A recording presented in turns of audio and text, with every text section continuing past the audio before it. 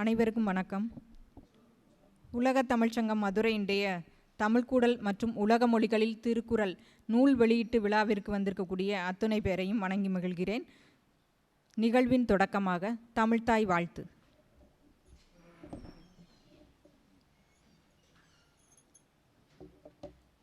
நீராறும் கடலுடுத்த நிலமடந்தை கெழிலொழுகும் சீராரும் பதனமென திகழ் பரத கண்டமிதில் தெக்கணமும் அதில் சிறந்த திராவிடனல் திருநாடும் தக்க சிறு பிறை நுதலும் தரித்தனரும் திலகமுமே அத்திலக வாசனை போல் அனைத்துலகும் இன்பமுற எத்திசையும் புகழ் மணக்க இருந்த பெரும் தமிழனங்கே தமிழனங்கே உன் சீரிலமை திறம் வியந்து செயல் மறந்து வாழ்த்துதுமே வாழ்த்துதுமே வாழ்த்துதுமே.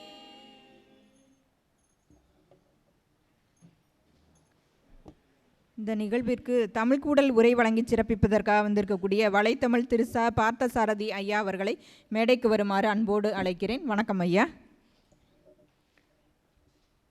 நூல் மதிப்புரை வழங்கி சிறப்பிப்பதற்காக வந்திருக்கக்கூடிய தகைசால் பேராசிரியர் ரேணுகாதேவி அம்மா அவர்களையும் மேடைக்கு வருமாறு அன்போடு அழைக்கிறேன்.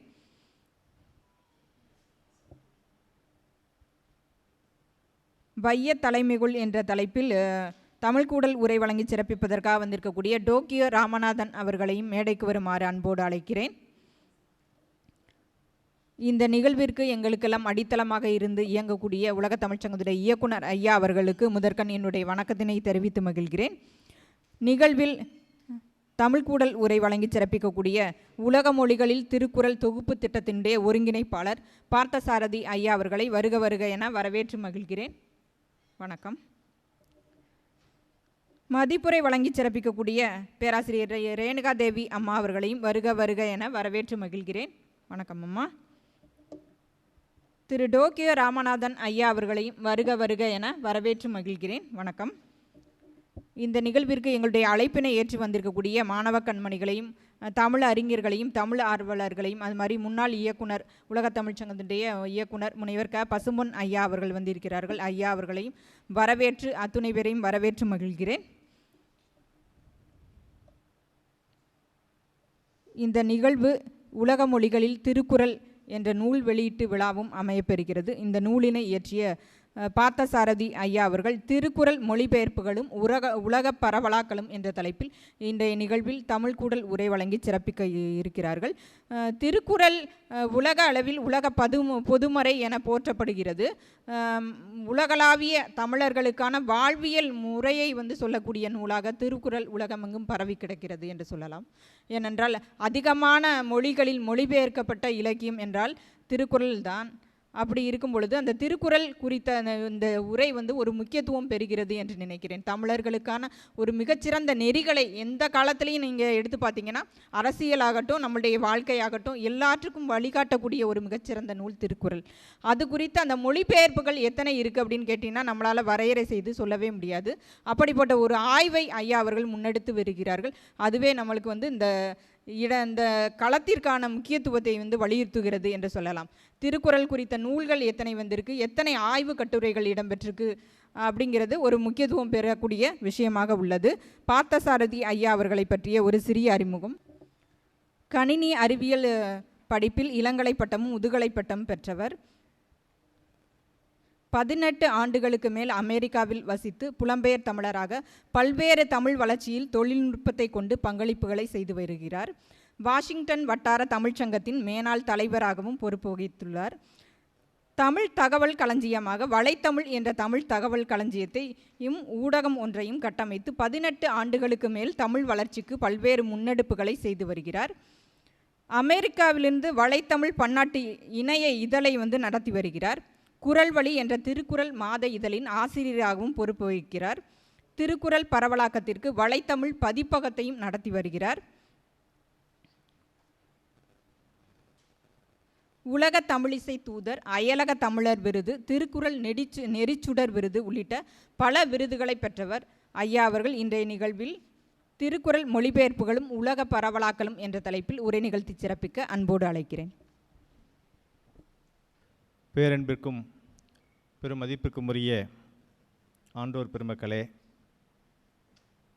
தமிழ் அறிஞர்களே, தமிழ் ஆர்வலர்களே, உங்கள் அனைவரையும் இந்த அருமையான காலை பொழுதிலே சந்திப்பதிலே மிக்க மகிழ்ச்சி அடைகிறேன். உலக தமிழ்ச்சங்கம் நடத்தக்கூடிய இந்த தமிழ் கூடல் நிகழ்வில்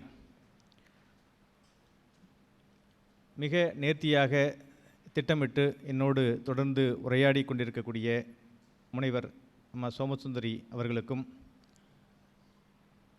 நாங்கள் தமிழ்துறையில் படித்து பணியாற்றவில்லை என்றாலும் கூட அதிகமாக தொடர்ந்து இயங்கக்கூடிய ஒரு துறையாக இன்று தமிழ் வளர்ச்சித்துறை இருக்கிறது. அதற்காக ஒவ்வொரு மாவட்டத்திலும் திருக்குறளாக இருக்கட்டும், தமிழ் வளர்ச்சியாக இருக்கட்டும், பல உதவி இயக்குநர்களோடும் இயக்குனர் அவர்களோடும் அமைச்சர் பெருமக்களோடும் தொடர்ந்து இயங்கக்கூடிய ஒரு நிலையிலே ஐயா அவை அருள் அவர்களுடைய இந்த வழிகாட்டுதலிலே நடக்கக்கூடிய இந்த நிகழ்ச்சியிலே கலந்து கொள்வதிலே மிக்க மகிழ்ச்சி அடைகிறேன்.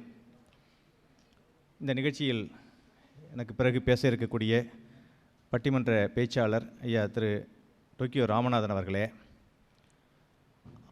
பல்வேறு ஆய்வுகளை செய்து எங்களுடைய சமூக தமிழ் வளர்ச்சி திட்டங்களுக்கு உறுதுணையாக இருக்கக்கூடிய ஆய்வாளர் முனைவர் அம்மா ரேணுகாதேவி அவர்களே, மற்றும் இந்த நிகழ்ச்சியிலே நன்றியுரை ஆற்றக்கூடிய ஜான்சிராணி அவர்களே, மற்றும் இங்கே வந்திருக்கக்கூடிய அனைத்து ஆளுமைகளுக்கும் என்னுடைய வணக்கத்தை தெரிவித்துக் கொள்கிறேன்.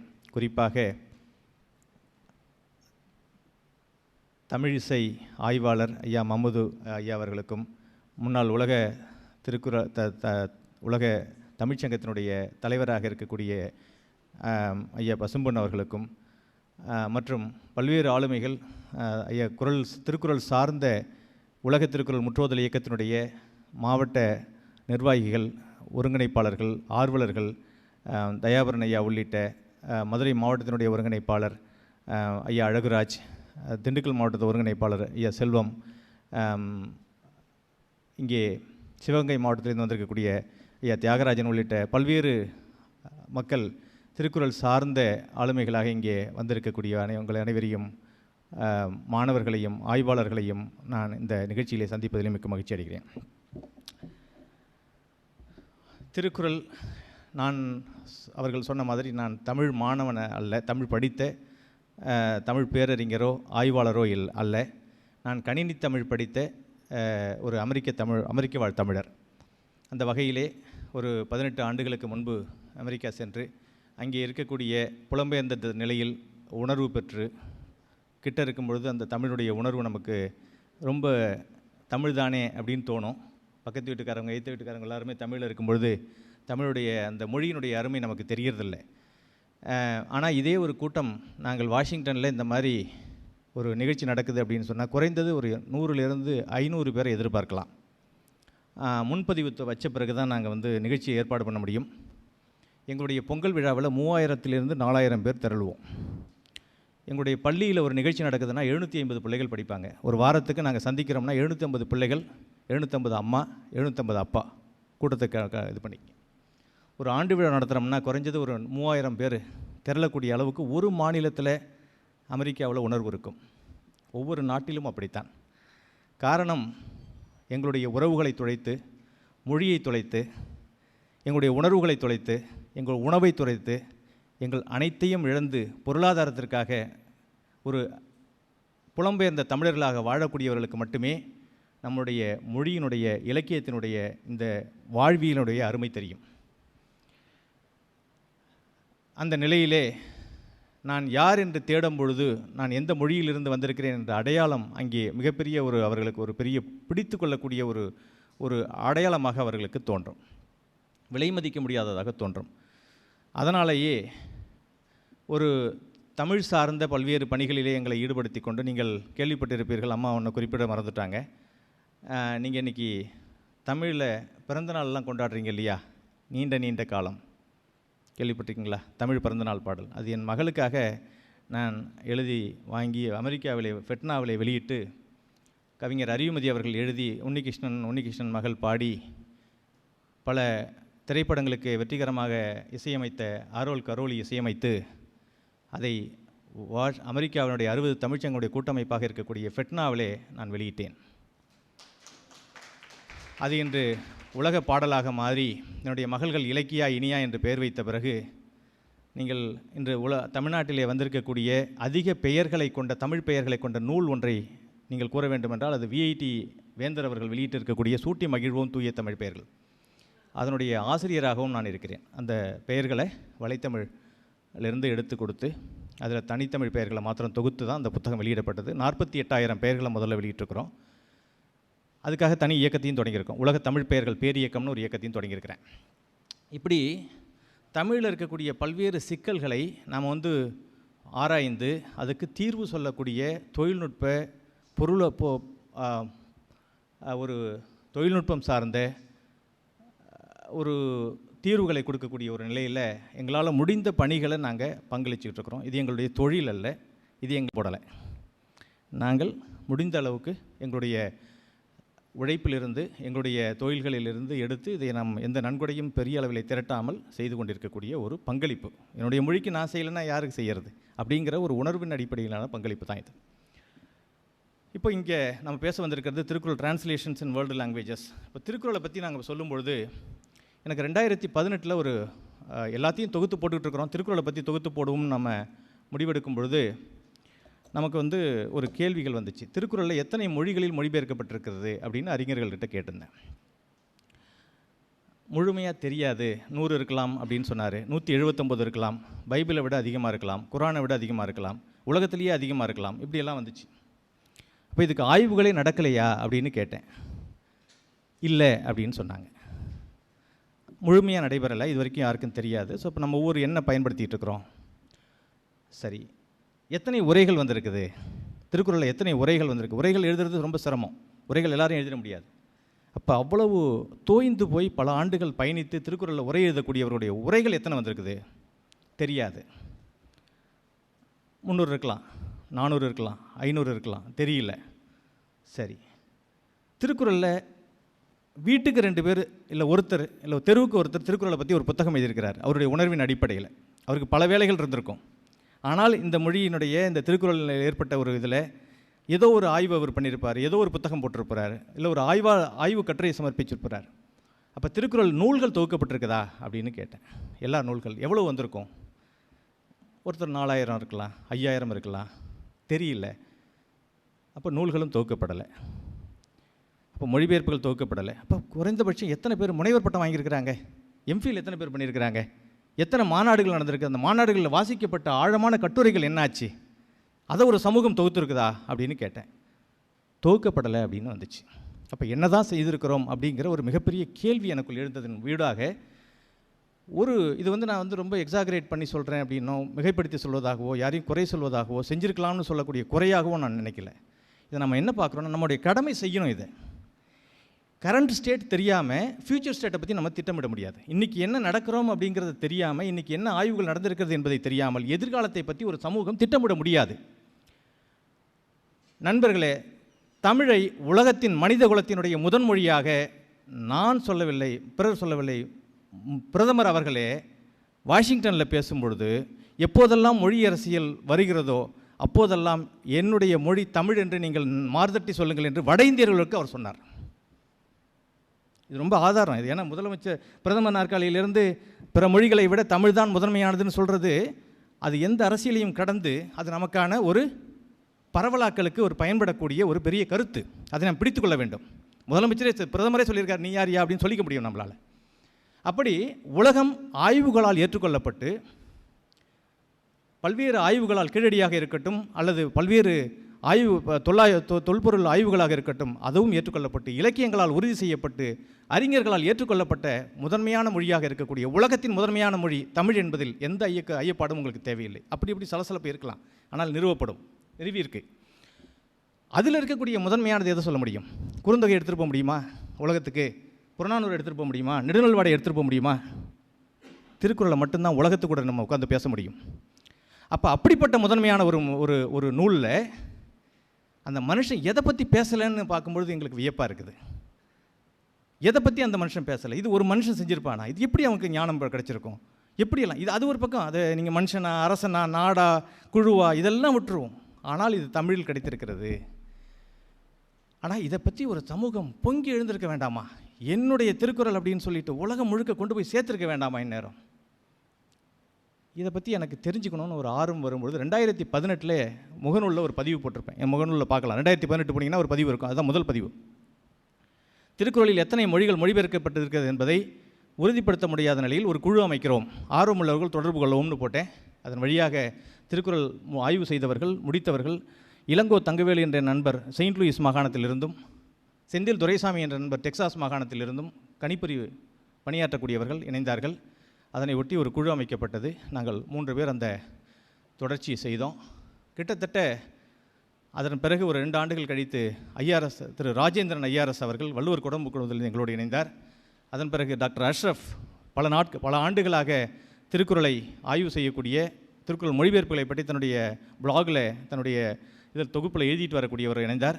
அதன் பிறகு ஒரு தம்பி, அவரையும் நாங்கள் இணைத்து கொண்டு தொடர்ந்து அந்த ஆய்வை முன்னெடுத்தோம்.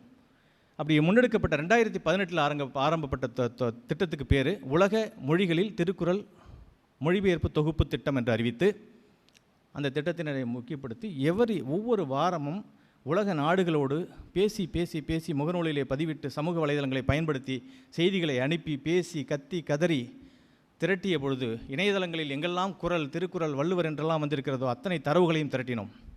நூல்களிலிருந்து திரட்டினோம். அறிஞர்களிடமிருந்து, பேரறிஞர்கள் இருக்கக்கூடிய ஐயா சுந்தரமூர்த்தி அவர்களாக இருக்கட்டும், மருதநாயகம் ஐயாவாக இருக்கட்டும், அனைவரையும் தொடர்பு கொண்டு அங்கெல்லாம் இருக்கக்கூடிய எந்த நூல்களெல்லாம் திருக்குறள் சார்ந்த மொழிபெயர்ப்புகள் சார்ந்த தரவுகளை நீங்கள் படித்திருக்கிறீர்கள், குறிப்புகளை கொடுங்கள் என்று எல்லா பக்கத்திலும் திரட்டி தொகுத்த பொழுது ஒரு 3-4 ஆண்டுகள் கழித்து எங்களுக்கு கிடைத்த தரவுகளின் அடிப்படையில் 58 மொழிகளிலே திருக்குறள் மொழிபெயர்க்கப்பட்டிருக்கிறது என்ற ஒரு உண்மையை எங்களால் உறுதிப்படுத்த முடிந்தது. அந்த 58 மொழிகளும் 58 பல்வேறு நாடுகளிலே இருக்கிறது. அவர்கள் ஒரு புத்தகத்தையாவது நாம் கொண்டு வந்து சேர்க்கணும். நம்ம 58ன்னு சொல்லிட்டு நம்ம போயிடலாம், திரும்ப அது ஒரு நம்பர் தான், எண் தான், கண்ணால் பார்க்கணும்ல.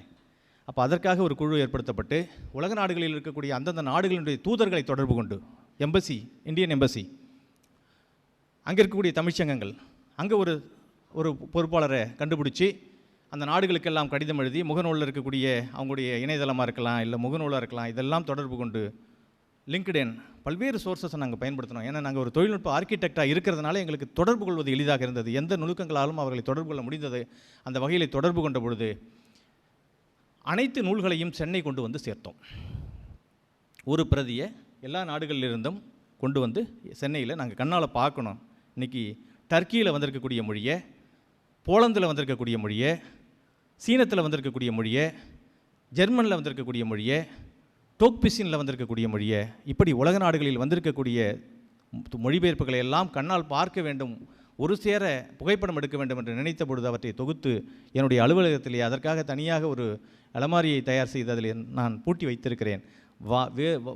பார்க்க வேண்டும் என்பவர்களுக்காக மட்டுமே திறந்து காமித்து திரும்ப மூடி, ஏன்னா பாதுகாக்கப்பட வேண்டிய பொக்கிஷமாக அதை ஒரு மிகப்பெரிய ஒரு ஆவணமாக நாங்கள் வைத்திருக்கிறோம். வேறு எங்கும் இந்த தொகுப்பு கிடையாது, பார்க்க முடியாது. நீங்கள் சமீபத்தில் தமிழ்நாடு அரசு அந்த கண்காட்சியை மாண்புமிகு கல்வி அமைச்சர் அவர்களை கொண்டு திறக்க வேண்டும் என்ற நிலையிலே கன்னியாகுமரியினுடைய அந்த சிலை நிகழ்வாக, வெள்ளி விழா நினைவாக அண்ணா நூற்றாண்டு நூலகத்திலேயே மிகப்பெரிய ஒரு பதாகையை வைத்து அதை மாண்புமிகு கல்வி அமைச்சர் அவர்கள் அந்த மொழிபெயர்ப்பு நூல்களை திறந்து வைத்தார். இப்படி ஒரு வரலாறு. அடுத்ததாக 2019 நம்ம தொடங்கினோம். 5 ஆண்டுகளில் இதை முடிச்சிருக்கிறோம். அடுத்தது இவர்கள் தான் அந்த இதில் ஒரு சிறப்பு என்னன்னு பார்த்தீங்கன்னா, இவர்களுக்கு எல்லாருக்கும் உள்ள ஒரு வேறுபாடு என்னென்னா, வயது வேறுபாடு இருக்கும். யாரும் தமிழ் படித்தவங்க கிடையாது.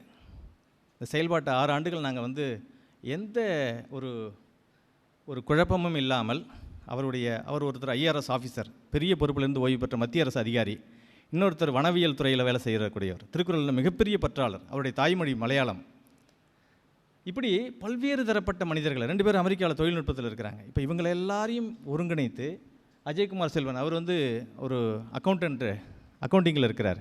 இவங்க யாரும் தமிழ் படித்தவர்கள் கிடையாது. இவர்களை வைத்து ஒரு 6 ஆண்டுகள் இழுத்து இந்த திட்டப்பணியை நிறைவாக செம்மையாக நிறைவேற்றியிருக்கிறோம். இதில் நான் போட்ட முதல் செய்தி அது. அதன் பிறகு நாங்கள் அடிக்கடி இந்த மாதிரி போடுவோம், இந்த மொழியில் வந்துருச்சு, இந்த மொழியில் வரல, இந்த மொழியில் உங்களுக்கு யாருக்காவது தெரியுமா, யாராவது தொடர்பு கிடைக்குமான்னு இப்போ பேசி போட்டு அதுலேருந்து வரக்கூடிய ஒரு சின்ன எண் வரும், ஒரு மின்னஞ்சல் வரும், ஒரு சின்ன ஒரு தரவு வரும். அதை வச்சு நாங்கள் பயணித்து அந்த துருப்பு சீட்டை வச்சுக்கிட்டு போகிற மாதிரி ஒரு மிகப்பெரிய ஒரு இதன் மூலமாக 100 நாடுகளை என்னால் தொடர்பு கொள்ள முடிந்தது என்றால் அது எனக்கு பலம் சேர்த்தது என்று மட்டுமே நான் சொல்ல முடியும். தமிழ் எனக்கு பெரும் வாய்ப்பை கொடுத்ததுன்னு நான் சொல்ல முடியும். அடுத்ததாக இதனுடைய 2 நோக்கம் வச்சுருந்தோம். ஒன்று 158 மொழிகளில், அதாவது இப்போ வந்து நம்ம பண்ணியிருக்கிறது 58 வந்துச்சு. இப்போ இன்றைக்கி நான் பேசிகிட்டு இருக்கிற போது மொத்த மொழிகளின் மொழிபெயர்ப்புகளின் எண்ணிக்கை 62. நேற்று இரவு ஒருத்தர் வந்து சவுத் ஆஃப்ரிக்காவிலேருந்து தென்னாப்பிரிக்காவிலேருந்து கூப்பிட்டார். முதன் முறையாக நான் அவர்கிட்ட பேசினேன். என்னுடைய செய்திகளெல்லாம் படிச்சுட்டு அவருடைய பேர் டிஎஸ் மூடுலி அப்படின்னு இருந்துச்சு. அவர் திருநாவுக்கரசு முதலி அவருடைய பேர். சவுத் ஆஃப்ரிக்காவில், தமிழ் தெரியாது. அவங்க அப்பா தாத்தா காலத்தில் 150 ஆண்டுகளுக்கு முன்னாடி திருக்குறள் அமைப்பு ஒன்று அங்கே தொடங்கி இன்றைக்கி வரைக்கும் ஒரு பேரன் நடத்திட்டு இருக்காங்க, அந்த குழுக்கள் நடத்திட்டு இருக்கிறாங்க. அவர் மிக பெருமையோடு நம்மோடு இணைந்து வேலை செய்ய வேண்டும்னு சொல்லி அவர் 3 மொழியில் மொழிபெயர்த்திருக்கிறார் திருக்குறளை. ஒன்று ஆஃப்ரிக்கான்ஸ் அப்படின்னு ஒரு மொழி, ஆஃப்ரிக்கான்னு ஒரு மொழி. 2வது ஈசுலு அப்படின்னு ஒரு மொழி. சவுத் ஆஃப்ரிக்காவில் மொத்தம் 11 அஃபிஷியல் லாங்குவேஜஸ் இருக்குது. அந்த 11லேயும் நான் மொழிபெயர்த்துருவேன் சார், 3ல் முடிச்சுட்டேன் அப்படின்னு சொன்னார், ஆங்கிலத்துலேயும். ஸோ அப்போ அவர் அந்த நூல்களை எல்லாம் எனக்கு அனுப்ப சொல்லியிருக்கிறேன். ஸோ அதையும் சேர்க்கும்போது அந்த ஆஃப்ரிக்கான்ஸ் விட்டுருந்துச்சு, அதை சேர்த்து 62. அதுக்கு பிறகு இன்னும் நம்ம பண்ண வேண்டியது, இப்போ செம்மொழி ஆய்வு நிறுவனம் அதிகமாக பண்ணியிருக்கு. அவங்களுக்கு மிகப்பெரிய நன்றி தெரிவிக்கணும். ஏன்னா ஒரு திருக்குறளை அதிகமாக மொழிபெயர்த்ததில் செம்மொழி ஆய்வு நிறுவனத்துடைய பங்கு மிகப்பெரியது. 136 மொழிகளுக்கு மேலாக அவங்க வந்து மொழிபெயர்த்துருக்குறாங்க, பண்ணிகிட்டு இருக்கிறாங்க. 100 அறிவிச்சிருக்கிறாங்க, 36 நம்ம முடிச்சிருக்காங்க, இப்போ 100 அறிவிச்சிருக்கிறாங்க. அந்த பட்டியல் எல்லாமே அதில் போட்டிருக்கிறோம் அந்த நூலில். 2வது தமிழ்நாடு அரசு ஒரு பக்கம் மொழிபெயர்ப்பு துறை பண்ணிக்கிட்டு இருக்குது, தனி மனிதர்கள் பண்ணிகிட்டு இருக்கிறாங்க. கடந்த காலத்தில் பண்ணியிருக்காங்க. இதில் ஒரு பெரிய அழகு என்னென்னா, இது கம்மியாக பண்ணியிருக்கிறோம் அதிகமாக பண்ணியிருக்கிறோங்கிறதெல்லாம் கிடையாது. ஒரு அமைப்பு இல்லை, நம்மகிட்ட பணம் கிடையாது, ஒரு ரிலீஜியஸ், ஒரு மதத்துக்கு உரிய பல ஆயிரம் தொண்டர்கள் இணைந்து செய்யக்கூடிய ஒரு மதத்தை ஒரு மொழிபெயர்ப்பு செய்கிறதுங்கிறது எளிது. ஒரு பைபிளையோ குரானையோ ஒரு பிற மத சார்ந்த ஒரு நூல்களையோ வந்து எல்லாருக்கும் இலவசமாக கொடுக்குறதோ பரப்புறதோ இல்லை மொழிபெயர்க்கிறதோ எளிது. ஏன்னா ஒரு ஆர்டரை கொடுத்தா அன்றைக்கி மறுநாள் காலையில் பட்ஜெட் ஒதுக்கிடலாம். ஆனால் தனி மனிதர்கள், இப்போ உதாரணமாக டென்மார்க்கில் டேனிஷ் மொழிபெயர்ப்பு பண்ண ஒரு சாதாரண ஒரு ஆர்வலர், அவ்வளோதான், பெரிய பின்புலம்லாம் கிடையாது அவங்களுக்கு. ஆனால் டென்மார்க்கில் இருக்கக்கூடிய டேனிஷ் மொழிபெயர்ப்பில் கொண்டுட்டு வரணும்னு கஜேந்திரன் நாகலிங்கம்னு ஒருத்தர் முயற்சி எடுத்து அதில் கொண்டு வந்தார். ஆத்திச்சூடியும் திருக்குறளையும் கொண்டு வந்தார். இது தனி மனிதர்களுடைய உழைப்பாக அங்கங்கே சின்ன குழுக்களை திரட்டி அங்கங்கே கிடைக்கக்கூடிய ஆதரவுகளை திரட்டி அவங்க பண்ணிகிட்டு இருக்கிறாங்க. தனி மனிதர்கள் தமிழுக்கு மட்டும்தான் இந்த சக்தி உண்டு, வேறு எந்த மொழியிலையும் நான் பார்க்கல உலகத்தில். எல்லாரும் கைவிட்டாலும் தனி மனிதர்கள் தமிழை முன்னெடுப்பார்கள். தனி மனிதர்களால் வாழக்கூடிய ஒரு மொழியாக இது விளங்குகிறது என்பதனாலே இத்தனை நாடுகளில் உணர்வோடு அவர்கள் செய்து கொண்டிருக்கிறார்கள். அப்போது ஒரு இது வந்து என்னென்னா 158, இப்போ இவங்களெல்லாம் நிறைய பண்ணிகிட்டு இருக்கிறாங்க. இப்போ 100 மொழிபெயர்ப்பு சிஎஸ்சிடி செம்மொழி ஆய்வு நிறுவனம் சொல்லியிருக்குது. அதன் பிறகு தமிழ்நாடு அரசு இப்போ நிறைய அறிவிப்புகளை செஞ்சுட்டு இருக்குதாங்க, மொழிபெயர்ப்பு துறை செஞ்சுட்டு இருக்குது, தனி மனிதர்கள் அறிவிச்சிருக்கிறாங்க. இதையெல்லாம் தாண்டி இப்போ வந்திருக்கக்கூடிய இயக்குநராக இருக்கட்டும் அல்லது மாண்புமிகு பிரதமராக இருக்கட்டும், மாண்புமிகு தமிழக முதல்வராக இருக்கட்டும், இவங்க எல்லாருக்குமே திருக்குறள் மேலே ஒரு பெரிய ஒரு நிதி ஒதுக்கிறதுல ஒன்றும் சிரமம் இல்லை. ஏன்னா திருக்குறளுக்கு மட்டும் எல்லாருக்கும் ப்ரீ அப்ரூவ்டு. அதை டிரான்ஸ்லேட் பண்ணணுமா, சரியான டிரான்ஸ்லேட்டர் இருக்காங்களா, இதை நாங்கள் பார்க்குறோம். ஏன்னா 2 துறைகளோடையும் நாங்கள் பார்க்கும்பொழுது தொடர்புபடுத்தும் பொழுது திருக்குறளுக்கு எந்த மொழிபெயர்ப்புறதுக்கு எல்லாம் தாராளமாக இருக்கிறாங்க. ஆனால் ஆட்கள் கிடைக்கல. மொழிபெயர்ப்பாளர், சரியான மொழிபெயர்ப்பாளர் இந்த நாட்டில் கிடைக்கும்போது உடனடியாக அதை பண்ணுறதுக்கு தயாராக இருக்கிறாங்க. அப்படிங்கிறதுல ஒரு பெரிய ஒரு மகிழ்ச்சியான செய்தி. இன்னும் இவர்கள் அனைவரும் ஒதுக்கப்பட்ட எல்லா மொழிகளையும் தாண்டி, ஈவன் செம்மொழி ஆய்வு நிறுவனம் அறிவித்திருக்கக்கூடிய 100 மொழிபெயர்ப்புகளையும் தாண்டி அதையும் உள்ளடக்கி நாம் 158 உலக மொழிகளில் அங்கீகரிக்கப்பட்ட மொழிகளில் நாம் மொழிபெயர்க்க வேண்டிய தேவை இருக்கிறது அப்படிங்கிற பட்டியலை வெளியிட்டிருக்கிறோம். இன்னும் 158 லாங்குவேஜஸில் நம்ம என்ன செய்யணும், மொழிபெயர்க்கணும். இது என்ன மொழி, உலகத்தில் 2000-3000 மொழி இருக்குது. ஆனால் அதில் அங்கீகரிக்கப்பட்ட மொழின்னு நம்ம யுனெஸ்கோலையும் யூஎன்லையும் இருக்கக்கூடிய நாடுகளை எடுத்து ஒரு மொழி பல நாடுகளில் பேசப்படுது, ஒரு நாடு பல மொழியை பேசுது. அப்போ ஒரு நாட்டில் பல மொழி இருக்குது, அந்த பல மொழியில் சில மொழி தான் அங்கீகரிக்கப்பட்ட மொழி, பல மொழிகள் அங்கீகரிக்கப்படாத சிறு மொழிகள். இப்படியெல்லாம் இது எல்லாத்தையும் ஆய்வு பண்ணி ஒட்டுமொத்த தரவுகளை பை சார்ட் பார் சார்ட்டில் டேட்டா அனாலிட்டிக்ஸ் பண்ணி அந்த புத்தகத்தில் கொடுத்துருக்கோம். சரிங்களா? இது ஒரு 212 பக்கம் அந்த புத்தகம். அதில் 188 லாங்குவேஜஸில் இன்னும் பண்ண வேண்டிய தேவை இருக்குது. அதுக்காக தான் உலகத் தமிழர்கள் 2030 என்ற ஒரு திட்டத்தை அறிவித்து, திருக்குறள் 2030 அறிவித்து பரப்புரை பண்ணிக்கிட்டு இருக்கிறோம். 100 நாடுகளுக்கு எழுதிட்டு இருக்கிறோம், பேசிகிட்டு இருக்கிறோம், எல்லா தமிழ்ச்சங்கத்தையும் வாங்குங்கிறோம், அரசுகளோட இணைந்து வேலை செய்கிறோம். அது ஒரு ஆர்வத்தின் அடிப்படையில், தன்னார்வத்தின் அடிப்படையில் நாங்கள் இந்த வேலையை எங்களுடைய குழு அதை முன்னெடுத்துருக்குது. அடுத்ததாக to promote Thirukkural into national language and யுனெஸ்கோவில் கொண்டுட்டு போகணுங்கிற ஒரு இலக்கு இருக்குது. இப்போ யுனெஸ்கோவில் கொண்டுட்டு போகிறது உடனடியாக சாத்தியமில்லைங்கிறது எங்களுடைய கணிப்பு. காரணம், நம்ம எல்லா மொழிபெயர்ப்புகளையும் செய்யாமல் ஒரு நாட்டுக்கிட்ட கொண்டு போய் சீனாட்டை கொண்டு போய் கொடுத்து உன்னுடைய இலக்கியத்தை எல்லாம் விட என்னுடைய மொழி தான் சிறந்தது என்று நீ அங்கீகரிக்க வேண்டும் என்று சொல்ல முடியுமா நம்மளால்? என்னுடைய நடைமுறை சார்ந்த ஒரு யதார்த்த பாமர பார்வையிலே நான் பார்க்கும் பொழுது அவங்க மொழியில் யுனெஸ்கோவில் இருக்கக்கூடிய அனைத்து உறுப்பு நாடுகளுடைய தாய்மொழியிலே அந்த மொழிபெயர்ப்புகளை எல்லாம் கையில் கொண்டு கொடுத்து, ஒரு ஆங்கிலத்தையும் கொடுத்து, ஒரு 6 மாதம் படிக்க சொல்லி, ஓராண்டு படிக்க சொல்லி, ஒரு 5 புத்தகத்தை கொண்டு போய் கொடுத்து, அவங்க நாட்டில் உள்ள அறிஞர்கள்ட்டெல்லாம் ஒப்பீனியன் கேட்டு, கருத்துக்களை கேட்டு, அதன் பிறகு நீங்கள் திருக்குறளை விட வேறு உலக மொழி எங்கே இருக்குதுன்னு சொல்லுங்கள், இதை கொண்டுட்டு போகிறதுல உங்கள் அறிஞர்கள் இதை எழுதியிருக்கிறாங்க, மொழிபெயர்த்திருக்கிறாங்க அப்படின்னு அவங்க நாட்டுடைய இன்க்ளூஷன் பாலிடிக்ஸ் நம்ம பண்ணும்பொழுது, இன்க்ளூஷனாக நம்ம போகும்பொழுது, அவங்களுடைய இதுலேருந்து இடத்துல நிற்கும் பொழுது அவங்களும் ஏற்றுக்கொள்வார்கள். அந்த நிலைக்கு போகிற வரைக்கும் நம்மளால் போய் இப்போ கொண்டு போனோம்னா அது வெற்றி முழுமையாக இருக்காதுங்கிறத 130 நாடுகளுக்கு மேலாக நமக்கு திருக்குறள் தான் உலகத்தில் சிறந்தது, என் மொழியை விட சிறந்ததுன்னு அவங்க ஒப்புதல் கொடுத்தா தான் அது பாஸ் ஆகும். அது சாத்தியமில்லை. அப்படிங்கிறதுனால படிப்படியாக தான் போகணும். அதுக்கு மொழிபெயர்ப்புகளை நம்ம முடிக்கணுங்கிற ஒரு திட்டத்தில் அதை முன்னெடுத்துருக்குறோம். அடுத்ததாக 3 ஃபேஸ் எடுத்திருக்கோம். ஒன்று என்னென்ன இருக்குதுன்னு கண்டுபிடிக்கணும், அடுத்தது அதனுடைய சென்ட்ரலைஸ்ட் ரெப்பாசிட்டரியை உருவாக்கணும், அடுத்தது அந்த புக் எல்லாத்தையும் வந்து அதை பப்ளிஷ் பண்ணணும், ஒரு புத்தகமாக ஒரு ஆய்வாக வந்து ஒரு ஆங்கிலத்தில் வெளியிடணும்னு சொல்லி அதுதான் அந்த புத்தகம் Thirukkural translations in world languages. Next phase 1 முடிஞ்சிருச்சு. அடுத்தது இதெல்லாம் தான் அந்த நூல்கள். நீங்கள் ஒரு இடத்துல ஏதாவது பார்க்கணும்னா எங்கள்கிட்ட அதுக்கான இதை நாங்கள் பிடிஎஃபாக பண்ணி எல்லா நாடுகளுக்கும் அனுப்பிட்டுருக்குறோம். இப்போ கூட திருக்குறள் அரண்மனைன்னு இலங்கையில் தொடர்ந்த பொழுது நீதியரசர் மகாதேவன் அவர்கள் இந்த இதை அனுப்புங்க, உங்களுடைய புத்தகத்தை அனுப்புங்கன்னு சொல்லி அன்று இரவே அழைத்து அந்த நூல்களை பெற்று அங்கே விருந்தினராக சென்று அதை வெளியிட்டார். அப்படி இதை வந்து ஒரு இலங்கையிலேருந்து ஒரு தம்பி வந்து வாங்கிட்டு போய் அங்கே ஒரு பெரிய பேனராக வைக்கணும் அப்படின்னு சொல்லி வாங்கிட்டு போனார்.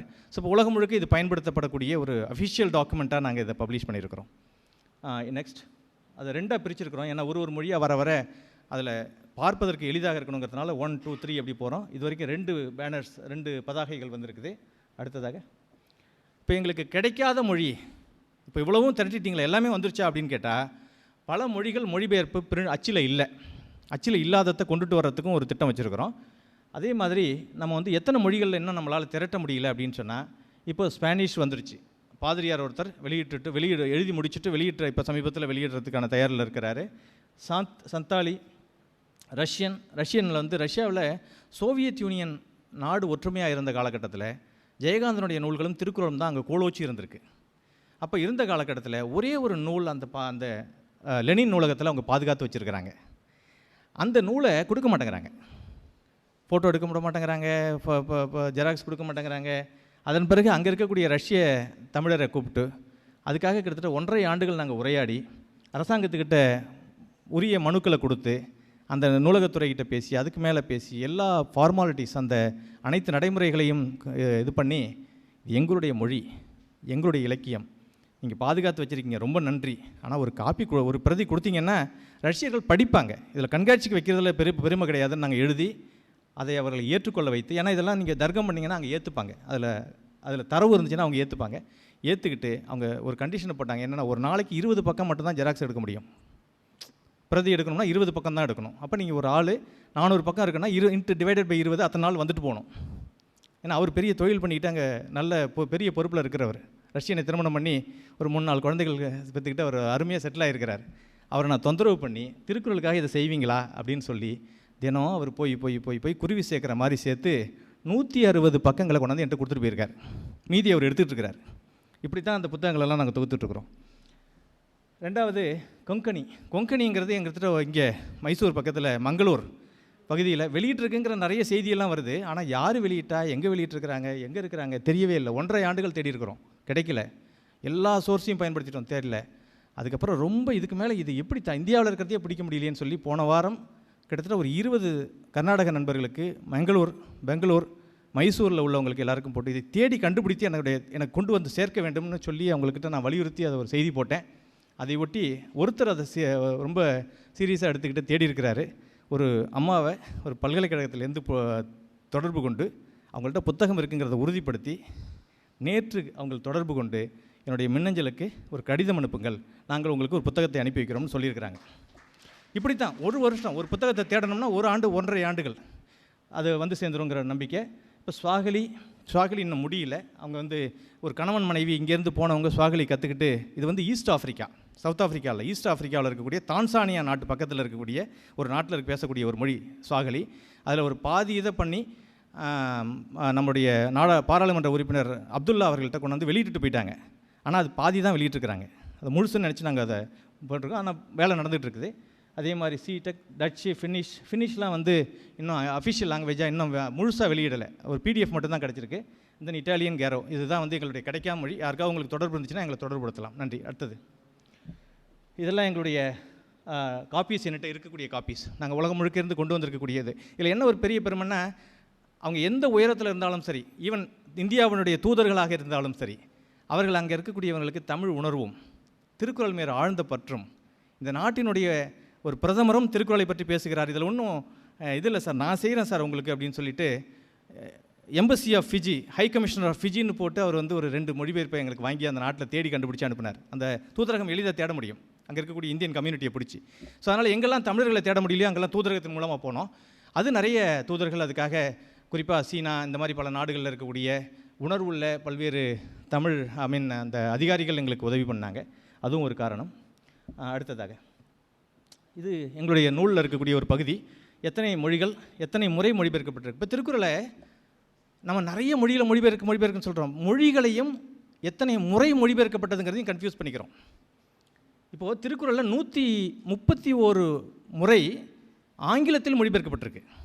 131 times the Thirukkural has been translated in English. அதே மாதிரி தெலுங்கில் 19 முறை மொழிபெயர்க்கப்பட்டிருக்கு. இப்போ இதெல்லாம் நம்ம கணக்கில் எடுத்துகிட்டு பெருசுன்னு நம்ம நினைக்கிறோம். ஆனால் அது ஒரு மொழியிலேயே பல பேர் ஆர்வத்தின் அடிப்படையில் பல ஆய்வாளர்கள் செஞ்சுருக்கிறாங்க. ஆனால் இது ஆந்திராவோட முதல்வருக்கு தெரியுமானா தெரியாது. நம்ம ரகசியம் கற்றுக்கிட்டுருக்குறோம். இதை கொண்டு போய் சேர்க்கணும். அப்போ தான் தமிழுடைய பெருமை அவர்களுக்கு தெரியும். நம்ம ஒவ்வொரு நாடுகளுக்கு அதை நான் உங்களுக்கு வரேன்.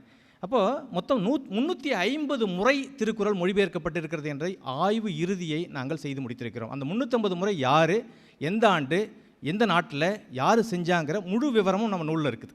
இது எங்கேயும் அதை திரட்டுறதுக்கு தான் எங்களுக்கு நிறைய நேரமாச்சு. அந்த நூலை வெளியிடும்போது 90 பக்கம் தான். அதன் பிறகு 200 சொச்சம் பக்கமாக அது விரிவடையும் போது இத்தனை தரவுகளையும் முழுசாக திரட்டி கொண்டு வந்திருக்கிறோம். அடுத்ததாக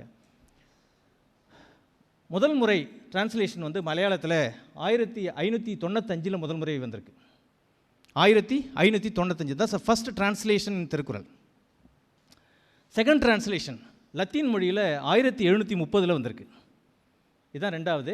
கடைசியாக வந்தது ஜூலு அண்டு ஆஃப்ரிக்கான், அது வந்து சவுத் ஆஃப்ரிக்கன் லாங்குவேஜ். இது 2 தான் வந்து கடைசியாக வந்த மொழி. டோட்டல் இது 62 ஆக்சுவலாக. இந்தியன் மொழி 29, ஃபாரின் லாங்குவேஜ் 32ன்னு வரும். இந்தியாவில் நம்ம நிறைய தேசிய நூலாக்குங்க நம்ம சொல்லிக்கிட்டு இருக்கிறோம். ஆனால் இந்தியாவில் உள்ள எல்லா அஃபிஷியல் லாங்குவேஜஸ்லையும் வந்துருச்சா, பட்டியல் மொழிகள்லையும் வந்திருக்குதா அப்படின்னா இல்லை. இன்னும் சிந்திங்கிற ஒரு மொழியில் மாத்திரம் இன்னும் வரவே இல்லை, மொழிபெயர்க்கப்படவே இல்லை. ஆக்சுவலாக நம்ம இவ்வளோ ஆண்டுகள் தேசிய நூலாக்குங்கன்னு சொன்னதுக்கு பதிலாக அந்த சிந்தியும் பண்ணியிருந்தோம்னா ஒரு 2-3 லட்ச ரூபா தான் செலவாகும். பெரிய மொழிபெயர்ப்பு செய்யறதுக்கு பெரிய செலவெல்லாம் ஒரு 5 லட்ச ரூபாக்குள்ளே பண்ணிடலாம். அதுவும் கவர்மெண்ட் அதுக்கு அரசாங்கம் வந்து பணம் கொடுக்குது, உதவி பண்ணுது. யாராவது ஒருத்தவங்க இந்த உணர்வுகளை எல்லாத்தையும் திரட்டி ஒரே ஒரு மொழியில் பண்ணியிருந்தோம்னா இந்தியாவில் அனைத்து மொழிகளிலும் திருக்குறள் வந்திருக்கிறது என்பதை நம்ம டிக்ளேர் பண்ண முடியும். இன்றைக்கி பண்ண முடியாது. அதை பண்ணால் தான் தேசிய நூலாக்கத்துக்கு நமக்கு இன்னும் கொஞ்சம் அழுத்தம் கிடைக்கும். அதில் யாராவது சிந்தியில் நண்பர்கள் இருந்தால் எங்களை தொடர்புபடுத்துங்க, நாங்கள் அவங்களுக்கு வழிகாட்டுறதுக்கு தயாராக இருக்கிறோம், செஞ்சு முடிப்போம். வேர்ல்டு அஃபிஷியல் லாங்குவேஜில் 126. அடுத்ததாக இதெல்லாம் பண்ண வேண்டிய நாடுகள் வாரியாக, ஏன்னா எங்களுக்கு கம்ப்யூட்டர் தெரியும், அதனால் பை சார்ட் பார் சார்ட்டை போட்டு மக்களுக்கு புரிகிற மொழியில் டேட்டா அனாலிட்டிக்ஸாக இதை பண்ணியிருக்கிறோம். நம்ம வந்து ஏஷியன் லாங்குவேஜஸில் 20, அமெரிக்கன்ஸில் 39, ஆஃப்ரிக்கன்ஸில் 54, கரேபியனில் 2, யூரோப்பியன் மொழி குடும்பத்தில் 28, ஒசனியாவில் வந்து 15. இதுதான் வந்து இந்த 158 மொழியில் மொழிபெயர்க்கப்பட வேண்டிய குழுக்கள், மொழி குழுக்கள். அதை இது பண்ணுங்கள். அடுத்ததாக இப்போது ஃபேஸ் 2, சரி ஃபேஸ் 2 1 முடிஞ்சிருச்சு, கண்டுபிடிச்சிட்டோம், டாக்குமெண்ட் பண்ணிட்டோம், புத்தகத்தெல்லாம் வர வச்சிட்டோம், அதை பற்றி ஒரு ஆய்வு கட்டுரை வெளியிட்டாச்சு, 222 பக்கத்துக்கு வந்துருச்சு, அதோடு முடிஞ்சு போச்சா? ஃபேஸ் 2 என்ன அடுத்ததாக? அதில் கிட்டத்தட்ட 8 திட்டங்களை வச்சுருக்கிறோம். அது வந்து 2030 வரைக்கும் அதுக்கு இலக்கு வச்சு வேலை செஞ்சுட்ருக்கிறோம். Collective collaborate with various organisations, Tamil Nadu அரசாக இருக்கலாம், செம்மொழி ஆய்வு நிறுவனமாக இருக்கலாம், இல்லை தனியார் அமைப்புகளாக இருக்கலாம், இவங்களுக்கெல்லாம் வேணுங்கிற தரவுகளை கொடுக்கறது, எந்த மொழியெல்லாம் என்ன அஃபிஷியல் லாங்குவேஜ் என்னெல்லாம் கொண்டுட்டு வரணுங்கிற தரவுகளை ஃபீட் பண்ணுறது தான் எங்களுடைய ஒரு இலக்காக வச்சுருக்கிறோம். தன்னார்வ இதில் 158 லாங்குவேஜை கொண்டுட்டு வரது ஒரு இலக்கு. அவங்கள கொண்டுட்டு வர வைக்கிறது நாங்கள் கொண்டுட்டு வரல, அஃபிஷியலி நாங்கள் டிரான்ஸ்லேஷனில் ஈடுபடலை, டிரான்ஸ்லேஷனை பற்றியான டேட்டா அபவுட் டேட்டா தான் நாங்கள் பண்ணுறோம். அதே மாதிரி டிஸ்கண்டினியூட் டிரான்ஸ்லேஷன் நிறைய வந்திருக்கோம், 50 மொழிபெயர்ப்பு வச்சுட்டு விட்டுருப்பாங்க, இன்றைக்கி பிரிண்ட்லேயே இருக்காது, அதனால் பலன் இல்லை, அது வந்துச்சு நம்ம சொல்ல முடியாது. அதனால் அது ஒன்று. அந்த மாதிரி one stop online market place எல்லா மொழிபெயர்ப்புகளையும் எல்லா நாடுகளிலையும் கொண்டு வந்து ஒரு இணையதளத்தில் எல்லா நாடுகளிலும் வாங்கக்கூடிய வசதியை பண்ணணும். One stop solution. German, France எல்லாம் இங்கே உட்காந்து பட்டன் கிளிக் பண்ணிவிட்டு சென்னையிலேருந்து வந்து கொரியர் அனுப்புகிற அளவுக்கு வசதி பண்ண முடியுமா அப்படின்னு சொல்லி அதுக்காக நம்ம என்ன பண்ணியிருக்கிறோம், ஒரு வலைத்தமிழ் பதிப்பகம்ங்கிறத ஸ்பெஷலைஸ்டு ஃபார் திருக்குறள்னு ஒரு பதிப்பகத்தை உருவாக்கி எல்லா நாடுகளிலும் பேச்சுவார்த்தை நடத்தி அவங்களுடைய மொழிபெயர்ப்புகளை சென்னையிலும், அதாவது இந்தியாவிலும் அந்த நாடுகளிலும் கிடைக்க செஞ்சுருக்கோம். இப்போ யூரோப்பில் ஒரு நாட்டில் இருக்குன்னா ஒரு மொழிபெயர்ப்பு சென்னையில் கிடைச்சா தான், ஏன்னா அவங்களுக்கு அது வணிகம் இல்லை, நாளைக்கு மூடிடுவாங்க. ஆனால் சென்னையில் இருக்கும்போது அது பாதுகாக்கப்படும் அப்படிங்கிறதுக்காக தனி குழுவை போட்டு அதுக்கு ஒரு வேலை செஞ்சிட்ருக்கிறோம். Promoting Kural as a state gift, எல்லாரும் நாடுகளையும் மாநிலங்களையும் கிஃப்டாக பயன்படுத்துறதுக்கு 32 நாடுகளுடைய மாநிலங்களுடைய முதலமைச்சர்களையும் சந்திப்பதற்காக ஒரு பெரிய குழு ஏற்பாடு பண்ணிகிட்டு இருக்கிறோம். Promoting Kural as a global gift, embassy எல்லா எம்பசிலையும் எல்லா நாடுகளையும் தமிழ் வசிக்கக்கூடிய நாடுகளில் உள்ள தூதரகங்களில் ஒரு பேக் பண்ணி ஆங்கிலத்தையும் அந்த அவர்கள் நாட்டினுடைய மொழியில் மொழிபெயர்க்கப்பட்டதையும் கொண்டு போய் கொடுத்து அதை அந்த நாட்டுடைய அறிஞர்களுக்கு அனுப்பி அதை பற்றியான ஒரு புரிதலை ஏற்படுத்துறதுக்கு ஏற்பாடு பண்ணிகிட்டு இருக்கிறோம். அதே மாதிரி providing phase 1 book and conduct awareness introduction event, இந்த மாதிரியான இது வரைக்கும் பல நாடுகளில் வந்து இந்த புத்தகத்தை வெளியிட்டு இதை பற்றியான பரப்புரை பண்ணிக்கிட்டு வரோம். எங்களுடைய நோக்கம் பரப்புரை தான். இதை முடிச்சுட்டு அவங்களுக்கு இத்தனை மொழியில் வந்திருக்கு, இத்தனை மொழியில் வரலங்கிறத பற்றியான திருக்குறளை பெருமிதத்தை கொண்டுட்டு வரது தான் எங்களுடைய முக்கியமான பரப்புரை. 4 பக்கமும் நாங்கள் பிரிஞ்சு பல நாடுகளில் அதை செஞ்சுட்டு இருக்கிறோம். Coordinate with Indian government for national book, coordinate with UNESCO for heritage book of mankind and memory of the world. 2 schemes இருக்குது. அதாவது அவங்களுடைய யுனெஸ்கோவுடைய கன்சார்டியம் இதுபடி ஹெரிட்டேஜ் புக் ஆஃப் மேன்கைண்ட்னு ஒரு ஆப்ஷன் இருக்குது, மெமரி ஆஃப் த வேர்ல்டு அப்படின்னு இருக்குது. இது 2த்தின் வழியாக ஏதாவது ஒரு விதத்தில் திருக்குறள் அங்கீகரிக்கப்பட வைக்கிறதுக்கு எல்லா அமைப்புகளும் முயற்சி பண்ணிகிட்டு இருக்குது. மாநில அரசு முயற்சி பண்ணுது, மத்திய அரசு முயற்சி பண்ணுது, தனியாக நம்ம ஆர்வலர்கள் நம்ம முயற்சி பண்ணுறோம். எல்லாரும் ஒருங்கிணைந்து இதை செய்து முடிக்கக்கூடியதுக்கான காலம் விரைவில் கணியும்ங்கிறது ஒரு நம்பிக்கையாக இங்கே நான் விதைக்கணும்னு நினைக்கிறேன். அடுத்ததாக இதுதான் அந்த 9 திட்டங்கள். 2030க்குள்ளே ஃபேஸ் 2 அதை நோக்கி நகர்ந்துக்கிட்டு இருக்கிறோம். நெக்ஸ்ட் இதுதான் நாங்கள் முதல் முறையாக அந்த புத்தகத்தை பிப்ரவரி 2024 நீதியரசர் மகாதேவன் அவர்கள், முன்னாள் செம்மொழி ஆய்வு நிறுவனத்துடைய துணைத் தலைவர் ஐயா திரு சுந்தரமூர்த்தி அவர்கள், ஐஆர்எஸ் ராஜேந்திரன் அவர்கள், விஜிபி சந்தோஷம் அவர்கள், முன்னாள் துணைவேந்தர் தமிழ் பல்கலைக்கழக துணைவேந்தர் சி சுப்பிரமணியம் அவர்கள் உள்ளிட்டவர்களை வைத்து சென்னையிலே ஒரு 500 பேரை திரட்டி ஒரு பெரிய அளவிலே அதை வெளியிட்டோம். அடுத்ததாக இது திரு சாலமன் பாப்பையா அவர்கள் அமெரிக்காவில் உள்ள பல்வேறு திருக்குறள் ஆளுமைகள் அனைவரையும் ஹார்வர்டை உருவாக்கினவங்க, ஹார்வர்ட் தமிழ் இருக்கையை உருவாக்கினவங்க, இப்படி எல்லாரையும் சேர்த்து ஐயா மருதநாயகம் உள்ளிட்ட பலரையும் சேர்த்து அமெரிக்காவில் நடந்த உலக திருக்குறள் மாநாட்டிலே வெளியிட்டோம். அதில் நான் இங்கேருந்து என்னால் காணொலி வழியாக நான் உரையாற்றினேன். அடுத்ததாக நான் நேரில் போய் சிங்கப்பூர் மலேசியாவில் வெளியிட்டோம். இது சிங்கப்பூரில் வெளியிட்ட நிகழ்ச்சி. அடுத்ததாக மலேசியாவில் வெளியிட்ட நிகழ்ச்சி. அடுத்ததாக அமீரகத்தில் வெளியிட்ட நிகழ்ச்சி, வட அமெரிக்க பேரவையில் வெளியிட்ட நிகழ்ச்சி. அதை தாண்டி 400 ஆளுமைகளை, ஏன்னா இந்த மாதிரியெல்லாம் அரிய ஆய்வுகள் வரும்பொழுது மேற்கத்திய சமூகம் என்ன செய்யணும்னா ஆற தழுவி எங்களெல்லாம் உச்சி முகர்ந்துடும். ஏன்னா நூற்றாண்டுகளாக தெரியாத ஒரு எண்ணெய் கண்டுபிடிச்சிட்டியே நீ அப்படின்னு திருக்குறளில் பண்ணிட்டியே அப்படின்னு சொல்லி இது பண்ணோம். அது தமிழில் எதிர்பார்க்க முடியாதுங்கிறதுனால நாங்களே கொண்டு போய் எங்களுடைய செலவில் ஒரு 5 லட்ச ரூபா செலவு பண்ணி நாங்களே அச்சடித்து கலரில் ஒரு வீடாக கொண்டு கொடுத்துட்டு வந்துட்டுருக்கோம். அப்படிப்பட்ட நிலைமையில் இந்த பயணம் போயிட்டுருக்குதுங்கிறதையும் நான் இங்கே வருத்தத்தோடையும் வலியோடையும் தெரிவிக்கிறேன். ஏன்னா அந்த தமிழ் சமூகம் ஆய்வாளர்களை ஆய்வுகளை அள்ளி தூக்கி கொண்டாடக்கூடிய ஒரு உணர்வை பெற வேண்டும் என்பதற்காக சொல்கிறேன், வருத்தத்துக்காக சொல்கிறேன். நாங்கள் எங்களெல்லாம் வருத்தப்படுத்த முடியாது, நாங்கள் அதை கடந்தவர்கள். அதனால் என்னென்னா இவ்வளோ பெரிய ஒரு அதை பார்க்கும்பொழுது சாலமன் பாப்பையா அன்றைக்கி மேடையில் பார்த்துட்டு ஒரு பேசினார். ஐயா நான் இப்போ பட்டிமன்றத்தில் இத்தனை நம்பர் சொன்ன நம்பர்லாம் தப்பாயா, மாற்றி சொல்லணுமோ ஐயா, இது பெரிய ஆய்வு ஐயா இது அப்படின்னு அவர் சொன்னார். இப்படி அறிஞர்களால் அதை புரிந்து கொள்ள முடிகிறது. தமிழர்கள் உணர்வு பெற வேண்டும். நம்மளை பற்றி ஆய்வுகளை பற்றி நம்ம இப்படியெல்லாம் நடக்கும் பொழுது அதுக்கு பின்னால் எத்தனை நாட்கள் நாங்கள் உறங்காமல் இருந்திருக்கிறோம். 3 மணி வரைக்கும் 4 மணி வரைக்கும் இதுக்காக உட்காந்துருப்போம். ஃப்ளைட் வந்து இறங்கும், பூனேலேருந்து வந்துட்டுருக்குறேங்க, அப்படியா ஏர்போர்ட்டில் எவ்வளோ நேரம் இருக்கும்? இரவு 2 மணிலேருந்து 3 மணி வரைக்கும் எனக்கு அடுத்த ஃப்ளைட்டு, 4 மணி வரைக்கும் இன்னொரு விடிய காலம் தான் அடுத்த ஃப்ளைட் இருக்குது. அப்போ 2 மணி நேரம் இருப்பீங்கள்ல, கொஞ்சம் தூங்காமல் இதை செஞ்சிட முடியுமா அப்படின்னு சொல்லி டாக்டர் அஷ்ரஃப் எல்லாம் பிடிச்சி, ஏன்னா டெல்லியில் அவர் பயந்துகிட்டு இருக்கிறவங்க, அந்த டேட்டா எனக்கு ரொம்ப முக்கியம். அப்போ என்னுடைய தொழில்நுட்ப குழு வச்சுட்டு பாதி பேர் தொழில்நுட்பத்தில் ஓடியே போயிட்டான் இந்த புத்தகத்தை முடிக்கிறதுக்குள்ளே. அவ்வளோ வழிகளை சுமந்து இதுக்கு பின்னால் இருக்கக்கூடிய உழைப்பெல்லாம் எழுதினாலே அது ஒரு மேக்கிங் ஆஃப் த மூவி மாதிரி, மேக் ஆஃப் த மூவி, அவ்வளோ பெரிய படம். ஆனால் இது எதுக்காகன்னா, இது 2 கால் உள்ள மனிதர்களிடம் ஆசீர்வாதம் பெறுவதற்காகவோ, சால்வையை பெறுவதற்காகவோ, விருதுகளை பெறுவதற்காகவோ செய்யப்பட்ட முயற்சி அல்ல. என்னுடைய தாய் தமிழிடமிருந்தும் திருவள்ளுவன் என்ற சித்தனிடமிருந்தும் ஆசி பெறுவதற்காக நாங்கள் உணர்வுபூர்வமாக செய்தது. நன்றி. அடுத்ததாக இது எல்லாரும் பெரும்பாலானவர்கள் சந்தித்து கொடுத்துருக்கோம். எல்லா துணைவேந்தர்கள், எல்லா பெரிய ஆளுமைகள், சினிமாக்காரங்க, எல்லா காரையும் கொண்டு போய் சேர்த்துட்டோம். ஏன்னா அந்த நம்பர் இனிமேல் அப்படி ஒரு ஆய்வு இருக்குங்கிறது தெரிஞ்சுக்கணுங்கிறதுக்காக பரப்புரை. அடுத்ததாக இது எந்த நன்கொடையும் வாங்கலை, உங்களுடைய சொந்த பணத்தில் தான் செஞ்சுட்ருக்குறோம். தூதரகங்களில் கொண்டு கொடுத்துட்ருக்கோம், யுனெஸ்கோவோட லைப்ரரியில் கொண்டு வச்சுருக்கிறோம். அடுத்ததாக பல பத்திரிகைகளை கொண்டு வந்துட்டோம். செய்தி நிறைய பத்திரிகைகள் எழுதியிருக்கிறாங்க, ஆதரவு கொடுத்துருக்குறாங்க, எழுதிட்டு இருக்கிறாங்க, இன்னும் எழுதிட்டு இருக்கிறாங்க. இன்னும் அடுத்ததாக 4 கமிட்டி போட்டிருக்கிறோம். இந்த 2030 நோக்கி 4 கமிட்டி. ஒன்று வந்து குளோபல் டிரான்ஸ்லேஷன்ஸ் கைடன்ஸ் கமிட்டி, திருக்குறளை மொழிபெயர்க்கும் பொழுது சரியான மொழிபெயர்ப்பை செய்ய வேண்டும்ங்கிறதுனால ஒரு கமிட்டி. அடுத்ததாக தேசிய நேஷனல் புக்குங்கிறதுக்கு ஒரு கமிட்டி பேசிகிட்டு இருக்கிறோம். தமிழ்நாடு அரசுக்கிட்டையும் பேசிகிட்டு இருக்கிறோம். ஏன்னா ஏற்கனவே ஒரு கமிட்டி இருந்துச்சு, அதை ரிவைவ் பண்ணி அவங்கள்ட்ட மாண்புமிகு அமைச்சர் அவர்களோட கோரிக்கை வச்சுருக்கிறோம். மாண்புமிகு மதிப்பிற்குரிய இயக்குனர் அவர்களையும் சந்தித்து அதுக்காக கோரிக்கை வச்சுருக்கிறோம். திருக்குறள் ஃபார் யுனெஸ்கோ கமிட்டின்னு ஒன்று போட சொல்லியிருக்கிறோம். அடுத்ததாக கண்ட்ரி வைஸ் குரல் அம்பாசிடர்னு ஒன்று உருவாக்குறோம். ஒரு நாட்டுக்கும் திருக்குறளுக்கான தூதர்களை உருவாக்கி கொண்டிருக்கிறோம்.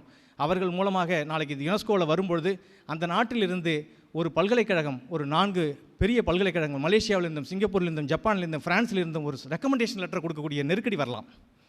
ஏற்றுக்கலன்னு சொல்லும்பொழுது நம்ம என்ன செய்யணும்? உலக நாடுகளில் உள்ள அறிவாளிகள் எல்லாம், பல்கலைக்கழகங்கள் எல்லாம், MITலையும் ஹார்வர்ட்லேயும் ஒருங்க நின்று உலகம் முழுக்க அதை ஒரு கடிதம் அனுப்பி பண்ணக்கூடிய ஒரு பெரிய ஒரு தேவை ஏற்படலாம். அதற்காக தூதர்களை நியமித்து கொண்டிருக்கிறோம். அடுத்ததாக இது நாடுகள் வாரியாக, கண்டம் வாரியாக நீங்கள் பார்க்கலாம். அடுத்ததாக இது நெக்ஸ்ட். இதெல்லாம் நீங்கள் அமைதியாக உட்காந்து பார்க்கக்கூடிய பல ஆய்வுகள், பல இதுக்கு பின்னால் இருக்கக்கூடிய உழைப்பை நீங்கள் பார்க்கலாம் இல்லையா? நீங்கள் ஒரு டெண்டர் விட்டு பணம் கொடுத்து பண்ணால் கூட இப்படியெல்லாம் நீங்கள் வந்து இவ்வளவு தரவுகளை நீங்கள் திரட்ட முடியாது. காரணம், அது அவ்வளோ பெரிய ஒரு 6 ஆண்டுகால பல ஆயிரம் மணி நேரம் உழைப்பு இதுக்கு, மனித உழைப்பு இதுக்கு போயிருக்கு. இது திருவள்ளுவனுக்காக செய்தது, தமிழுக்காக செய்தது. இது அடுத்ததாக இது பைபிள் குரானையும் ஒப்பிட்டு நாம் செய்திருக்கக்கூடிய ஒரு ஆய்வு. எத்தனை முறை எந்தெந்த கண்டங்களிலே எவ்வளவு மொழிபெயர்ப்புகள் நடந்திருக்கிறது, திருக்குறள் எப்போ அதோடு ஒப்பிடும்பொழுது எப்படி வந்திருக்குங்கிறத பற்றியான ஒரு ஓரளவுக்கு ஒரு அக்யூரேட்டான ஒரு ஆய்வுகளை நாங்கள் இது பண்ணியிருக்கிறோம். அடுத்ததாக இப்போ கடந்த உலக தாய்மொழி நாள் அன்றைக்கி ஒரு அறிவிப்பு செய்திருக்கிறோம். இந்த மொழிபெயர்ப்புகள் எல்லாம் நிறைய கேள்விகள் வருது.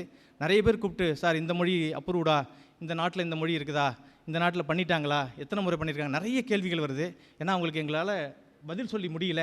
அதனால் அதுக்காக ஒரு சாஃப்ட்வேரை ஒன்று, ஒரு 80,000 ரூபா நிதி ஒதுக்கி அதுக்கு ஒரு சாஃப்ட்வேர் ஒன்று பண்ணிகிட்டு இருக்கிறோம். திருக்குறள் டிரான்ஸ்லேஷன் டேட்டா அனாலிட்டிக்ஸ் அப்படின்னு சொல்லி இணையத்தில் போய் யார் வேணாலும் தேடி எப்படி வேணாலும் பார்த்துக்கலாங்கிற மாதிரியான ஒரு 15-16 ரிப்போர்ட் வர்ற மாதிரி ஒரு 12 ரிப்போர்ட்ஸ் இது வரைக்கும் போட்டிருக்கோம். நிறைய அதில் எடுக்கக்கூடிய சாஃப்ட்வேரை திருக்குறள் டிரான்ஸ்லேஷனை மேனேஜ் பண்ணுறதுக்கு. ஏன்னா மொத்தம் வந்து 300க்கும் மேற்பட்ட மொழிபெயர்ப்புகள் 2030க்குள்ளே முடியும் அப்படின்னு நாங்கள் நம்புகிறோம்.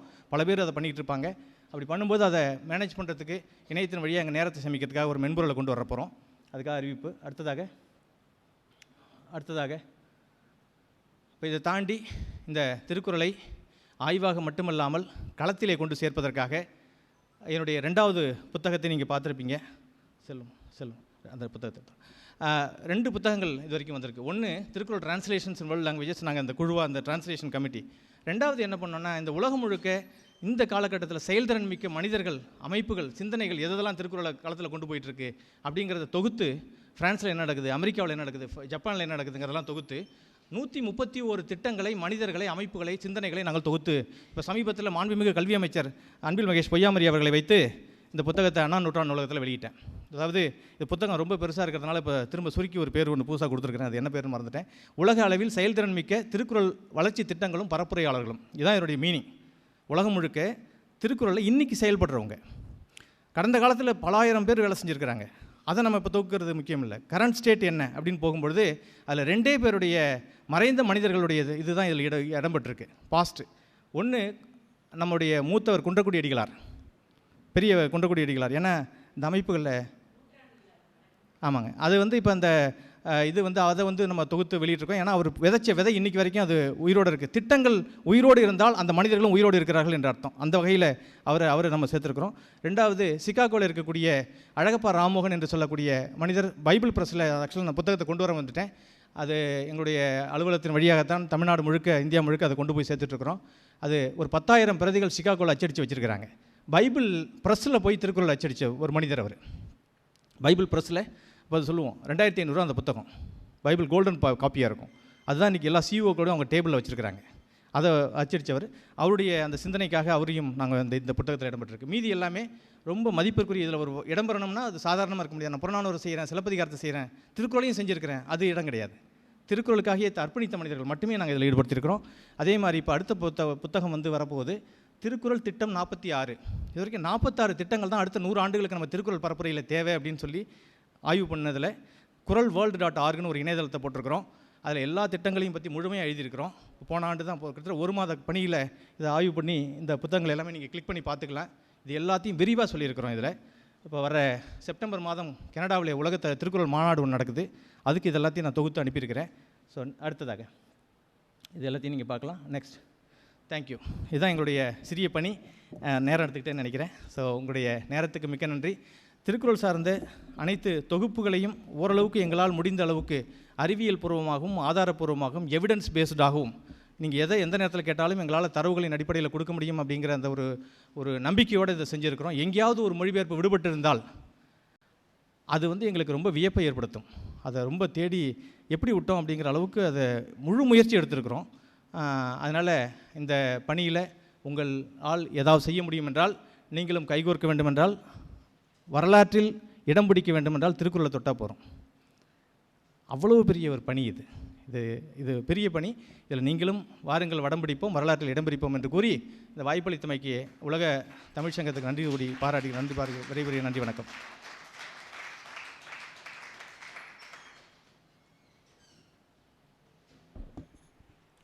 ஐயா அவர்களுடைய ஆய்வு பணி என்பது மிகப்பெரிய பணி.